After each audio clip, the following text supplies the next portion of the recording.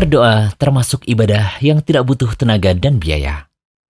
Berdoa juga merupakan sarana terbaik seorang hamba untuk berkomunikasi dengan Tuhannya.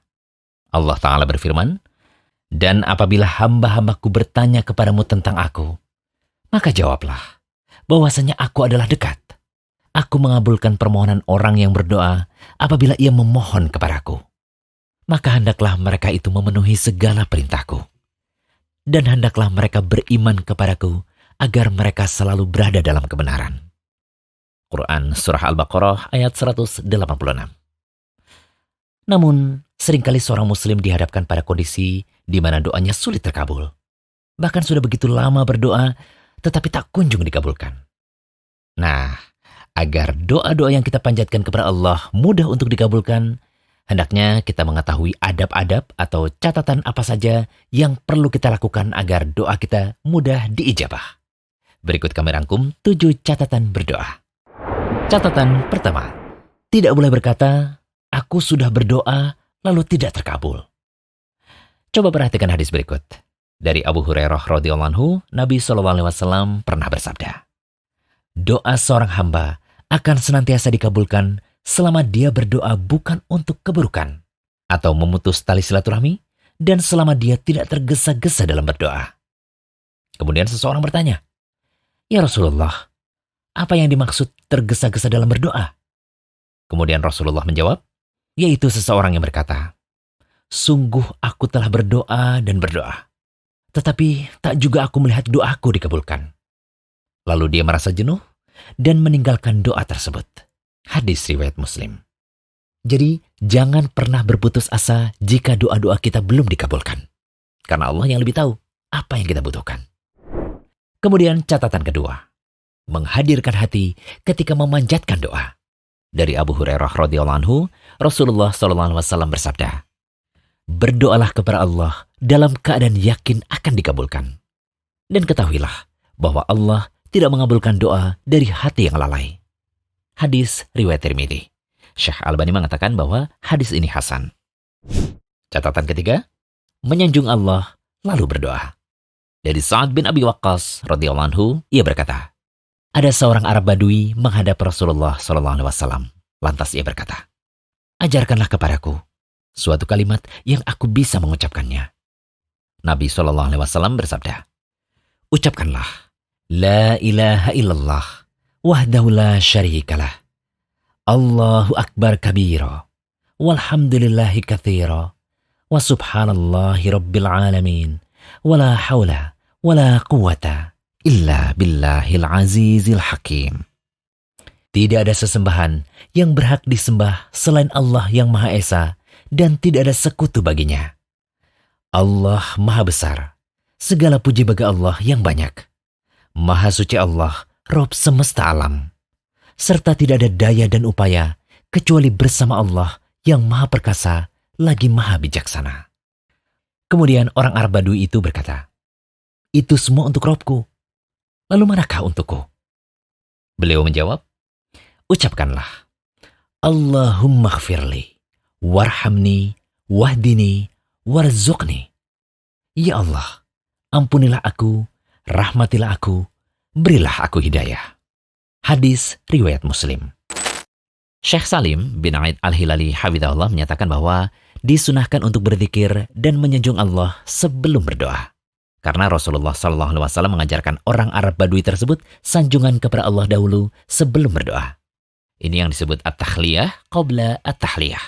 Membersihkan dahulu sebelum menghiasi dan mengisi. Catatan keempat, berselawat kepada Nabi saat berdoa. Ibnul Qayyim menyatakan bahwa ada 3 cara dalam berselawat saat berdoa, yakni berselawat sebelum memanjatkan doa setelah memuji Allah, kemudian berselawat di awal, pertengahan, dan akhir doa. Atau bisa juga bersolawat di awal dan di akhir, lalu menjadikan hajat yang diminta di pertengahan doa. Mengenai perintah bersolawat saat akan memanjatkan doa, disebutkan dalam hadis Fudullah bin Ubaid, ia berkata, Nabi SAW pernah mendengar seseorang memanjatkan doa dalam sholatnya, lalu ia tidak memanjatkan solawat kepada Nabi SAW. Beliau pun berkata, orang ini terlalu tergesa-gesa dalam doanya. Kemudian beliau memanggilnya. lalu menegurnya atau mengatakan kepada lainnya, "Jika salah seorang di antara kalian berdoa, maka mulailah dengan memuji Allah, menyanjungnya, lalu bersolawat kepada Nabi SAW. Lalu mintalah doa yang diinginkan." Hadis riwayat Tirmidzi dan Abu Daud. Abu Isa At-Tirmidzi mengatakan bahwa hadis ini hasan sahih. Al-Hafidz Abu Thahir menilai sanad hadis ini hasan.